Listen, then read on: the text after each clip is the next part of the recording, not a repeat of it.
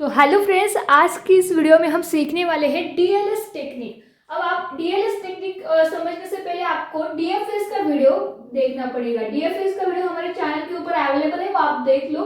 तो डीएफएस में क्या होता था कि गोल नोड माने तो ये हमारा गोल नोड है, लेकिन गोल नोड हमारा ये है, लेकिन हम जो है डीपेस्ट पार्ट में में जाते हैं, डीप में जाते हैं हमारा नोड फाइंड करने के लिए।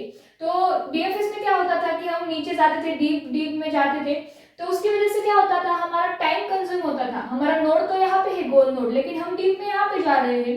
तो इस पे सोल्यूशन लाने के लिए ये डीएलएस टेक्निक आई है, डीएलएस लिमिटेड सर्च आए हैं। ये क्या देता है, हमें लिमिट देता है हमारे लेवल को। तो डीएफएस में जो प्रॉब्लम थी, डीएफएस का जो डिसएडवांटेज था, तो वो सॉल्व करने के लिए हमारी डीएलएस टेक्निक आई है। तो यहाँ पे क्या होता है था कि ये लेवल 0 है, ये लेवल 1 है, ये लेवल 2 है और ये लेवल 3 है। तो इस तरह हम ये लेवल्स जो रहते हैं वो लेते हैं, ये 1 लेवल, ये 0, ये 1, ये 2, ये 3 लेवल। तो इस तरह ये लेवल होती है। तो यहाँ पे हमारा लिमिट क्या दिया हुआ है, डेप्थ लिमिट हमारा 2 दिया हुआ है। तो क्या होंगे, हम 2 तक ही जाएंगे, मतलब डेप्थ लिमिट जो है हमारा 2 जहाँ पे होगा हम वहां पे रुक जाएंगे। तो लेवल हमारी जो है 0 से स्टार्ट होती है और मतलब इंफिनिटी तक चलती है। तो दोस्तों ये कैसे सॉल्व करते हैं, ये डीएफएस जैसा ही है, मतलब हम बकेट में ही इसको सॉल्व करते हैं, मतलब स्टैक में ही हम इसको सॉल्व करते हैं। लेकिन ये प्रॉब्लम क्या है, मतलब लिमिट का मतलब क्या है, ये हम सीखेंगे। तो हम आपको डीएफएस कैसे सॉल्व करता है ये पता है। तो हमारा पी जो है हमने पुश किया, उसको पॉप किया। अब पी के एडजस्टमेंट नोड कौन से है, क्यू और आर। तो हमने क्यू और आर को जो है यहाँ पे पुश किया, क्यू और आर को पुश किया। अब क्यू आर होने के बाद हमने क्या किया, क्यू को पॉप किया।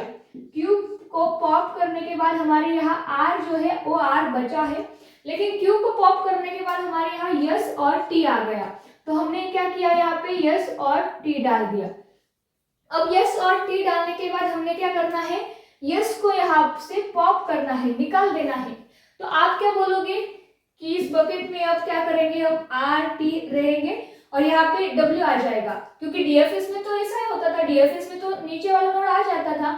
लेकिन इसमें क्या है, हमारा लिमिट दिया हुआ है, डेप्थ का लिमिट हमारा 2 ही है।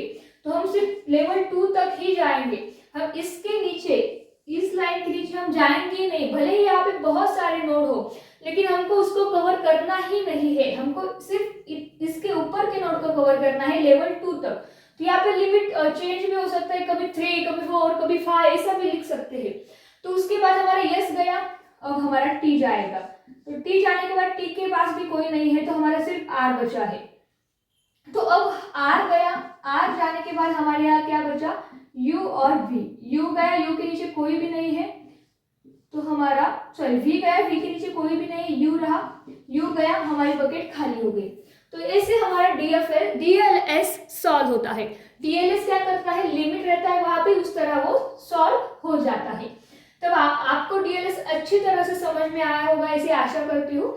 डीएलएस बहुत ही सिंपल है और डीएलएस में क्या होता है कि वो टर्मिनेट हो जाता है जब हमारा सॉल्यूशन फाइंड हो जाता है। लेकिन जब हमारा नोड यहाँ पे है, गोल नोड या फिर यहाँ पे है, तो ये हमारा जो लेवल है उसके ऊपर है, इसलिए क्या होता है वो मतलब अच्छा सॉल्यूशन दे देता है, ऑप्टिमल सॉल्यूशन दे देता है। लेकिन हम बोले तो यहाँ पे हमारा नोड है इस तरह, गोल नोड है हमारा यहाँ पे जेड वाला, तो वो क्या होगा कि इसके नीचे आएगा ही नहीं ना, क्योंकि हमारा लिमिट इस तक ही बचा है, मतलब इस तक ही हमारा लिमिट दिया हुआ है। तो गोल नोड नीचे है तो हमारा ऑप्टिमल सॉल्यूशन आएगा ही नहीं। तो इसका डिसएडवांटेज है कि ये सभी नोड्स जो है वो कवर नहीं करता है और सभी नोड्स के वहां पे जाके नहीं पहुंच सकता है।